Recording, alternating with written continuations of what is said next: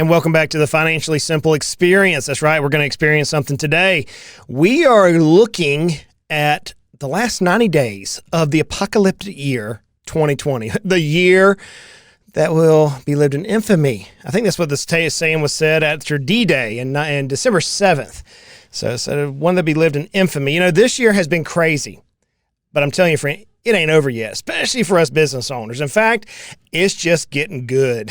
You're like, dude, Justin, what are you talking about? Don't tell me that. Yeah, look, today I have a dear friend and colleague, Mr. Chris Mahan, who's joining us. How are you, brother? Doing great, man. How's it going, Justin? Buddy, I'm greatly blessed and highly favored, but you know that about me, man. Always.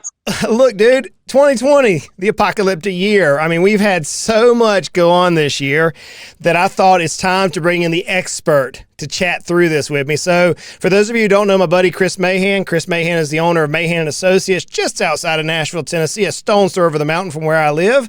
Chris' role in the company, not only being the owner, but he is working with rock star business owners, the entrepreneur, doctors, dentists, optometrists, things of that nature around the country. And he and his team are there to help dentists minimize their taxes and just jack up their net worth. I mean, just drive it through the roof. Is that a fair statement there, Chris? That's our objective, Justin, is, to utilize the tax code and all the opportunities therein to save as much cash so they can stack it and retire a lot faster. I hear you, buddy. Well, this year has been an unbelievable year. We've had the PPP, we've had EIDL. Now we have the Main Street lending, which I've got a few people looking at. We've got so many different things happening. And you and I have been on a couple of different shows together from people that we know and vice versa. And you and I consistently have said this year, if no other year in the history of your practice or in your business in general that you need to meet with a tax planner, it's this year. So let's unpack that. Let's talk through why that is. And then what can we do about it in the last 90 days of this year? So, Chris, the first question I have for you, brother, why is this year different than maybe last year? Well, with COVID, a lot of practices had business interruption. Some practices had a lot of revenue loss in addition to the PPP loans, which essentially, for all intents and purposes, they say they're non-taxable, but they have to be utilized on expenses that are non-deductible. So it makes it a taxable loan for all intents and purposes, which can really throw some curveballs to the tax strategies and what their tax liability is. And the last thing that anybody needs to have in a challenging year like 2020 is follow it up on April 15th of 2021 with a large tax bill. That'd be kind of the double sucker punch, so to speak. And I think it's also laden with a lot of opportunities that they can really play the game the right way right now. Right. So again, I think there's a lot of great stuff coming up, and a lot of opportunities that have come through with some laws that have been passed that we can actually save money now, get capital injections from amending prior returns. Just a lot of cool stuff. So let's unpack that a little bit. So, friends, what Chris was referring to is what we deal with in the planning world. And Chris's firm it's an amazing planning firm. Let me tell you that, friends, this is not just a check-the-box accounting firm that Mahan & Associates runs. In fact, I would say they're one of the leading tax planning firms that I've ever dealt with, and I've dealt with a ton of different professionals in the tax world. What typically happens, friends, as you've heard me say, is tax planning is done Q4 of every year. What we're working on is right now we know about what you are going to roughly make in your business. We can do some estimating, some normalizations and things, and do a fair, horseshoe hand grenade projection on how much money you're going to make this year. We can also look at, say, well, here's roughly the normal expenses that you're going to incur. So because of the PPP, the non-deductibility expense, many businesses now are having banner taxable years, banner income years, though the revenue may be the same. So, Chris, that leads us to Q4 this year, brother. You and I spend hours every year on the phone looking through different strategies, trying to figure out what works, what helps the client, not only this year, but long-term effect. What can we do? Maybe 5, 6 nuggets, maybe 3 nuggets that we can look at really deep into Q4 of this year to help minimize our taxes for when we file next year. Sure. A few things. Again, some of the standard bread and butter, right, is to make sure and ensure that you are accurately maximizing your home office deductions and other strategies therein, utilizing your home office and your practice to ensure you get the maximum deductibility of your automobiles and associated expenses. Those are pretty low-lying fruits that most practitioners are not incorporating or educating their clients on how to utilize, which can make a really big difference, huge difference. So give me an example, if you don't mind. Historically, you cannot utilize home office expenses if you had an administrative office at your practice. That has since been overturned by the Internal Revenue Service, and most of my doctors wake up in the morning, make their coffee, log into their practice software, look at the day's schedule. They come home at night, they get their pizza, and the tea or Kool-Aid, whatever they're sipping on after dinner, and looking at tomorrow's schedule, calling patients back, and that kind of stuff. It is a deductible expense. That being said, you can turn what used to be commuting mileage into business mileage from when they leave their driveway to their office. That helps them get over the 50% threshold necessary to take actual expenses on their automobiles and get depreciation, bonus depreciations out there for certain autos that can really be a tax impact. So I say that saying, if you set up the home office, track it appropriately, utilize it appropriately, you can get a big deduction on if you need a new car in the fourth quarter. If you've had that same car for 7, 8, 10 years and it's time to get one, this may be the year to do it to help you offset that PPP loan, right? So that's one side of it. You're maximizing the square footage of the house. Right. And another utilization of your home that a lot of practitioners don't help their clients utilize are the 280A deductions. And again, this is some standard bread and butter, but it's funny that those old faithful, tried and true deductions, so many people aren't doing it. Yeah. And that's where you rent your house for 14 days and not have to pay any income tax on it. Yeah, I actually had a CPA just last week tell me that's not even legal. You can't do that. And what's interesting is I walked out of that CPA planning meeting into another CPA, and he's like, Justin, we're in the middle of an IRS audit with 3 clients. And I said, okay, interesting. And I knew one of the clients, not a personal client of mine, but I knew the individual who had kind of called me about some questions. And the CPA said, yep, the 288G is the actual code section of this in the Internal Revenue Code. He said, yep, IRS agent said everything was documented proper, no questions asked. So it's amazing that even in the tax planning world, different practitioners on what you call bread and butter, what I call bread and butter, they're saying, no, it's not even legal. You can't even do it. And it's like, wait a second. I was just with the Internal Revenue Service auditor, and they said no problem on this one. So it's interesting that you say that. Yeah, can't take the home office. Again, some of them get so pigeonholed into old philosophies and applications that they're not allowing their clients to really take opportunities for really easy layups to save some material dollars. I mean, we're talking about tens of thousands of dollars of tax savings, and you hit the nail on the head, Justin. It's all about documentation. Right. I'll bring an IRS audit on because we have so much documentation that we help our clients track and keep together that the auditors come in, we set them down, and 98% of the time they're out the door, no changes, right? Absolutely. And they also, the 280A, but that's called the master's deduction. That originated out of Augusta, Georgia. Mm-hmm. Some people where the master's golf course takes place came through and they passed it because what they like to do is when everybody comes in for the masters, which I think is coming up this month, next month now, but they changed it, right? It's coming up, but there's no fans.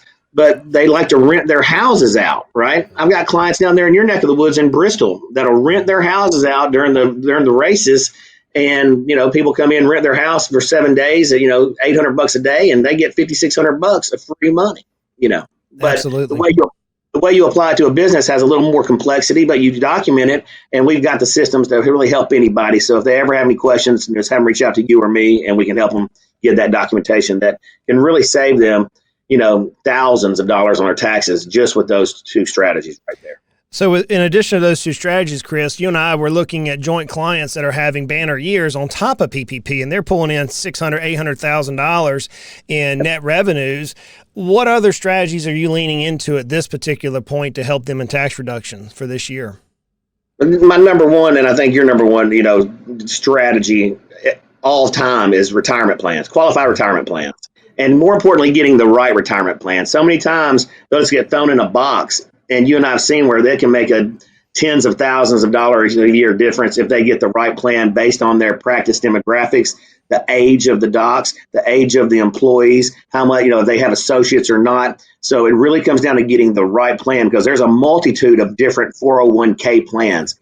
Those 401k plans, those defined benefit plans, are huge opportunities. That's typically the very first one you want to do, because, I ring your doorbell and say, Justin, give me $100,000 and I'm going to do 2 circles and give you $140,000. How many times will you do that? Every day. Right?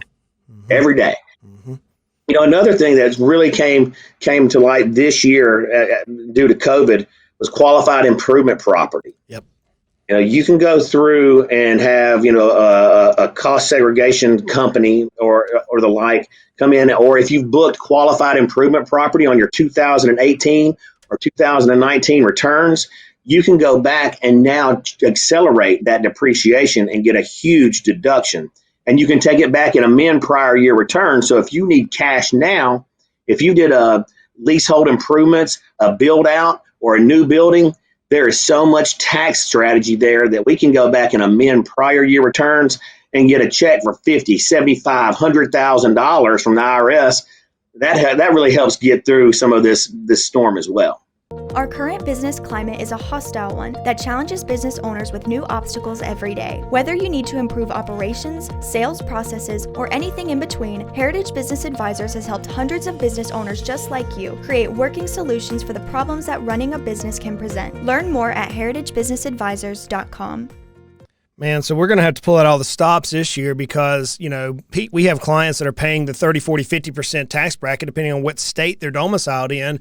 And in addition to that, they received $100,000 to $200,000 in PPP money, which is going to add an additional $100,000 or so in taxes on top of their normal tax bill.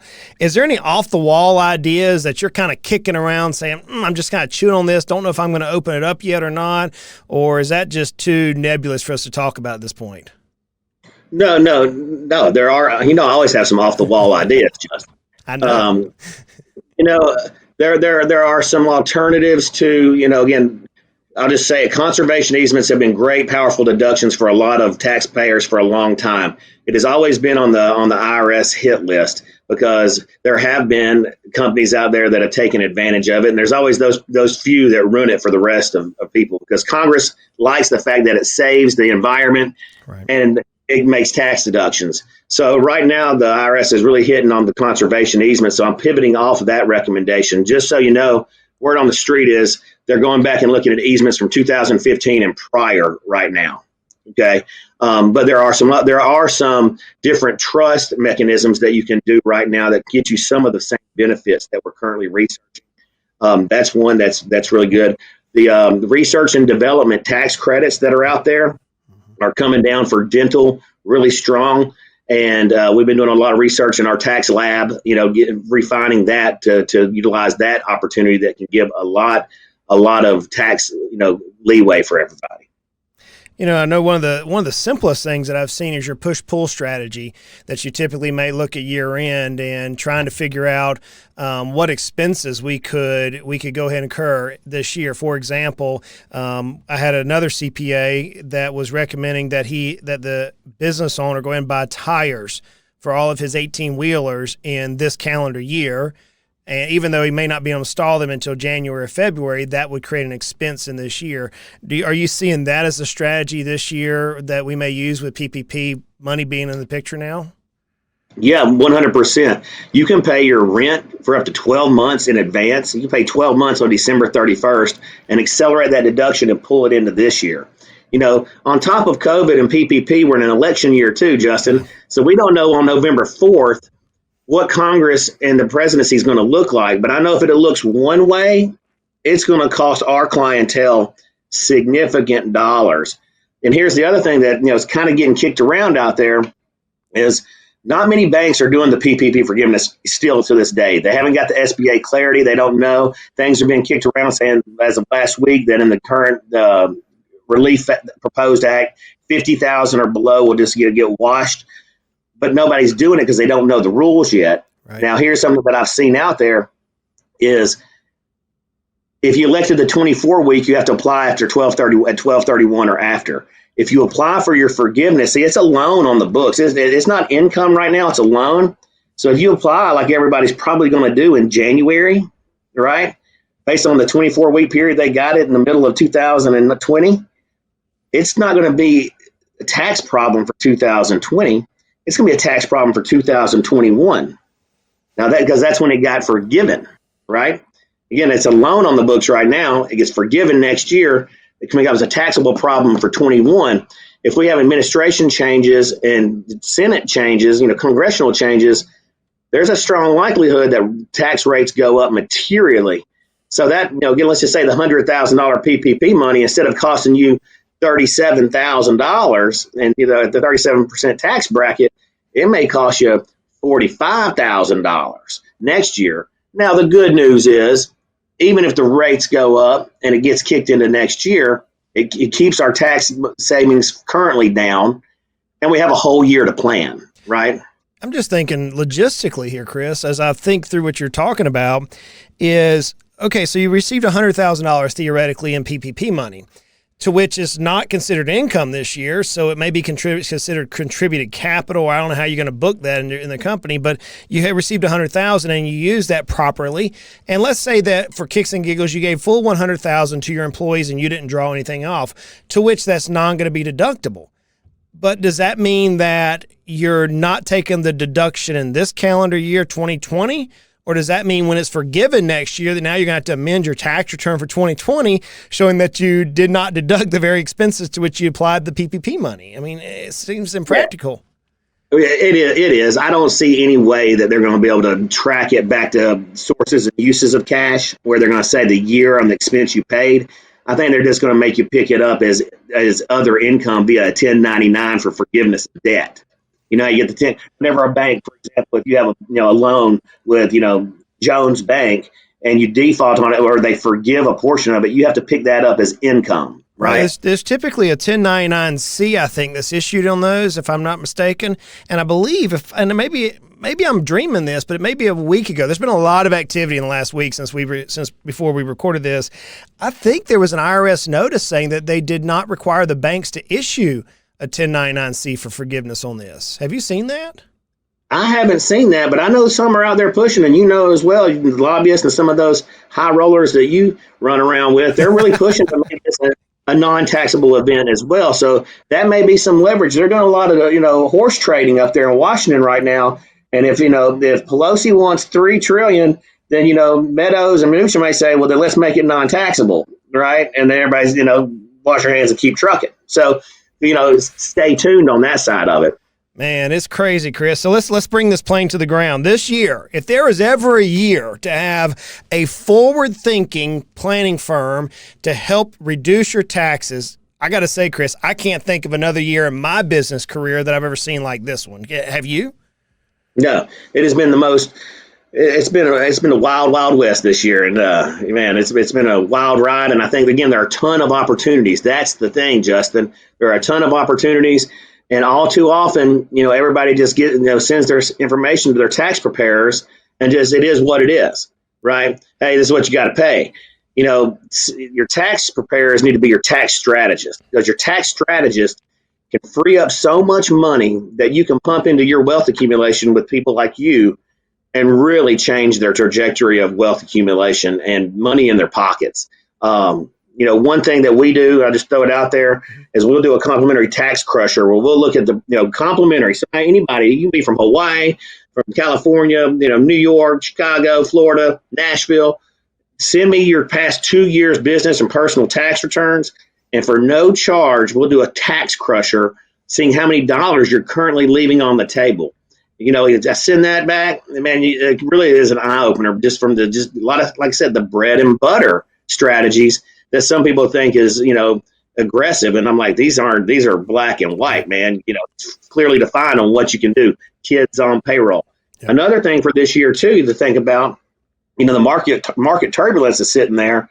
If they on November 4th, if something happened, if the administration changes, I'm pretty confident that the markets will likely go down. They might not, but again, watch the market turbulence, because if they're sitting in loss positions, Yep. They can basically, it's called loss harvesting. Right. They can come in, cash out, put it on the sidelines for 30 days, put the money back in while it's low, and they get those losses this year. Yep, absolutely. We end up having to deal a lot with that at year end just because of the positive year. I mean, this year's been kind of crazy, so we've been chanking along all year long on this. So, Chris, just because we have so many people listening to the podcast of all different stripes and flavors, what is your target market, if you will? Who is it specifically that you guys with Mahan Associates serve on this national stage? Sure. All professionals in the healthcare industry, whether it's dental, cardio, neuro, pain medicine, dermatology, any type of doctors. Okay. Gotcha. Again, then the service mix, because we can really optimize their cash flow, cash positions, and tax strategies, and align them, really nicely to free up a ton of cash and get that tax bill down, because that's the number one check everybody hates to cut, right? You write a check for a car, you write a check for a house, a hot tub, that's okay. But when you send it just straight into the government, it's not normally your favorite thing to do. Absolutely. Well, brother, we're going to, like last time, friends, Chris Mahan has been a guest on our show before. We're going to put a link to his website and contact information in the description below. If you're riding in the car, when you pull over, check it out. Go ahead and go to Mahan Associates, and you'll be able to see all about their practice. I got to tell you, I don't say this often, but we're speaking with what I believe is one of the nation's leading tax planning professionals for entrepreneurial doctors and those in the medical world. So if you've never heard of Chris Mahan, Mahan Associates, I challenge you to go check it out. Hey, Chris, man, thanks for joining us today on the podcast, brother. Hey, I appreciate it, Justin. Have a good one, buddy. Look, friends, I realize life is hard. Taxes are going to kick us right in the teeth. I realize that. Life doesn't have to be hard. Let's continue to make our life at least financially simple. Hey, y'all go out and make it a great day. This tip is for informational purposes only. Please speak with a competent financial advisor regarding your specific needs. Justin Goodbread is a registered investment advisor with Heritage Investors. Visit heritageinvestor.com, financiallysimple.com for additional information.